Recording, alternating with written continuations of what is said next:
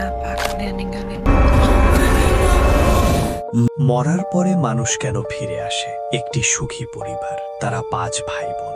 হঠাৎ একদিন এক ভয়ঙ্কর দুর্ঘটনায় একজন মারা যায়, কিন্তু সে এই দুনিয়ার মায়া ত্যাগ করে যেতেই পারছিল না। ফিরে এসেছিল এক ভয়ঙ্কর আত্মা হয়ে, আর তার বাকি 4 ভাই বোনেদের জীবন করে দিয়েছিল দুর্বিষহ।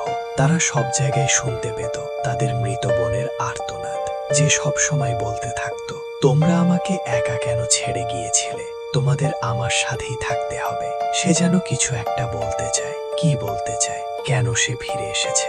ঘটনার শেষে যে টুইস্ট অপেক্ষায় রয়েছে তা আপনাদের সবার ভাবনার বাইরে বন্ধুরা। তাই তো IMDb-তে মুভিটির রেটিং পড়েছে 7.8 আউট অফ 10। এক্সপ্লেন করতে চাচ্ছি family horror thriller TM explained presence. আর কি অবস্থা সবার? আমি তুষার আছি আপনাদের সাথে।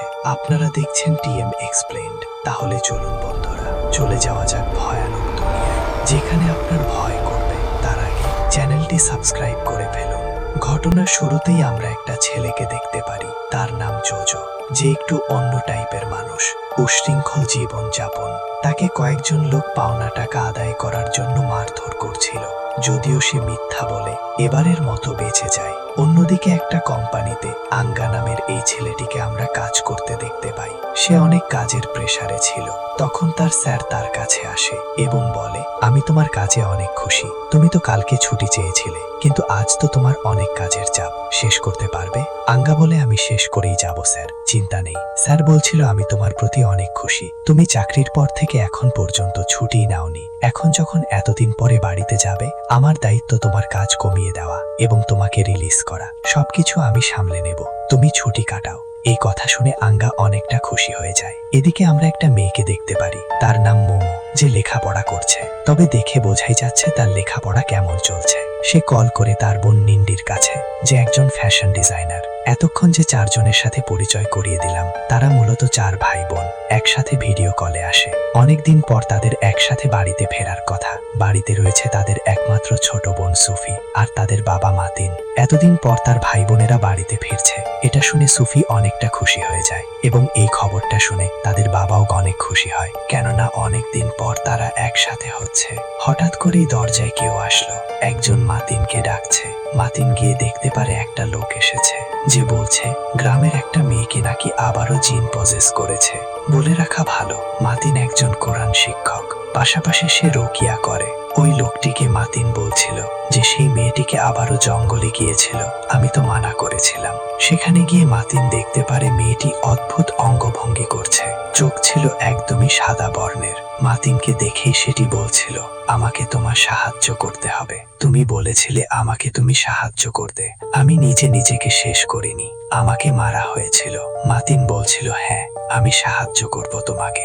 এটা বলে মাথায় ধরে সুরা পড়তে শুরু করে, যার দরুন মেয়েটির ভেতর থেকে সেই ভয়ানক সত্তাটি বের হয়ে যায়। পরদিন সকাল আমরা দেখতে পারি তারা 4 ভাই বোন গাড়ি করে তাদের বাড়ির উদ্দেশ্যে রওনা দিয়েছে। সুফি যখন উঠান ঝাড়ু দিচ্ছিল, আমরা দেখতে পারি তার পিছন দিয়ে যেন কিছু একটা গেল। সে তাকাতেও কিছু দেখতে পারে না। সে যখন একটু এগিয়ে যায়, দেখতে পারে তার ভাই বোনেরা চলে এসেছে। সে তো অনেক খুশি হয়, তারা সবাই অনেক খুশি। বাবা মাতিন তাদের সাথে দেখা করে, সবাইকে ঘরে প্রবেশ করতে বলে। সবাই এটা দেখে খুশি হয় যে ছোট সময় যেরকমটা ঘর দেখে গিয়েছিল, রুমগুলো ভেতর থেকে ঠিক তেমনটাই রয়েছে।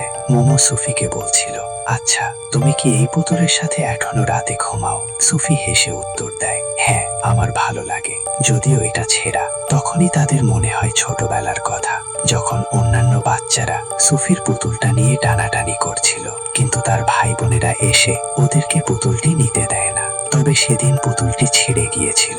নিন্টি পুতুলটা সেলাই করে দিয়েছিল, আর মোমো সুফির হাতে বেঁধে দিয়েছিল একটা পবিত্র সুতা, যেটা কিনা দুষ্টু ছেলেপেলের আক্রমণ থেকে সুফিকে বাঁচাবে। এটাই মানত সে। তাদের ছোট বোন সুফিকে সবাই অনেক ভালোবাসে।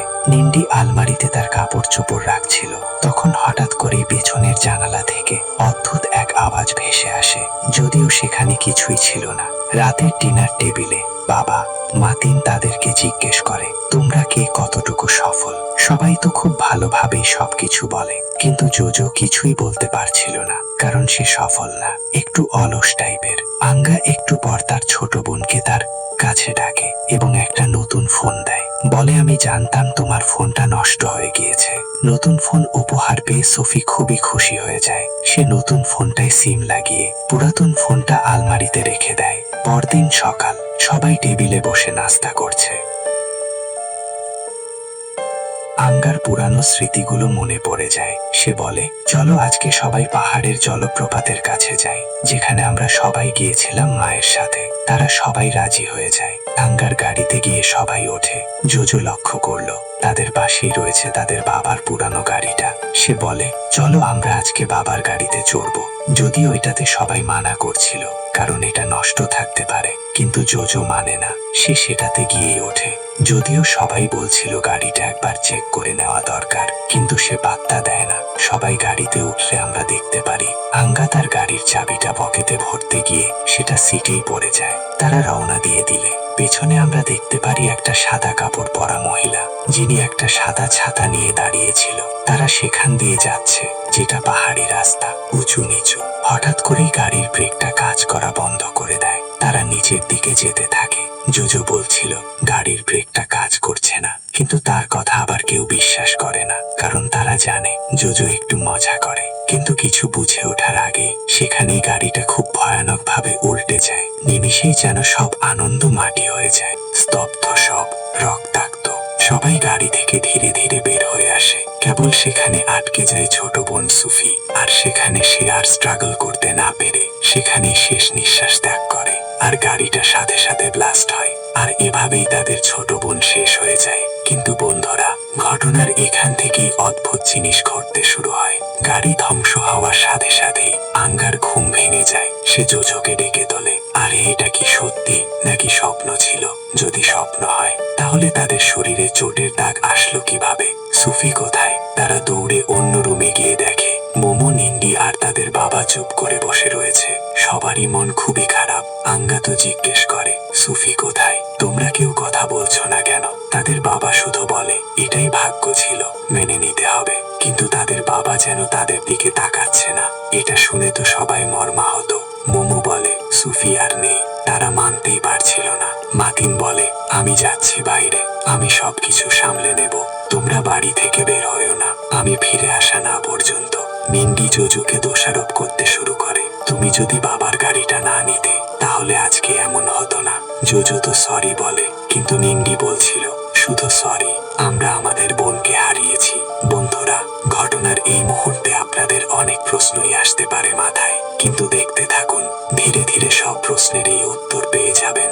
জোজো কান্না করতে থাকে। ওই সময় আলমারি থেকে ফোনের একটা শব্দ। আঙ্গা আলমারিটা খুলে দেখতে পারে সুফির পুরাতন ফোনে কেউ কল দিয়েছে, কিন্তু এটাতে তো কোনো সিম কার্ড নেই।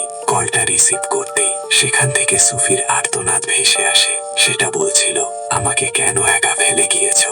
আঙ্গা তো এটা শুনে ভয়ে ফোনটা ফেলে দেয়। তাদের বাড়ির পাশেই তখন আমরা আবারও সেই সাদা কাপড় পরা মহিলাটাকে দেখতে পাই।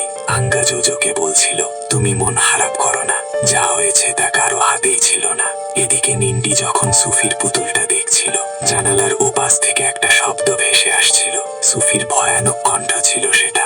সে তো ভয় পেয়ে গিয়ে যায়। তখনই তার পেছন দিয়ে কাঁধে একটা ভয়ঙ্কর হাত ধরে ফেলে। সে তো চমকে যায়, কিন্তু কিছুই ছিল না পেছনে। তখনই লাইট অফ হয়ে যায়। লাইটটা আবার জ্বললে সে তার সামনে সুফির রক্তাক্ত খুবয়ব দেখতে পায়। সে তো খুবই ভয় পেয়ে যায়। সেখানে মোমো চলে আসে। নিন্ডি তাকে সব বলে যে আমি মাত্র সুফিকে দেখেছি, খুব ভয়ানক ছিল সে, কিন্তু মোমো তা বিশ্বাস করে না।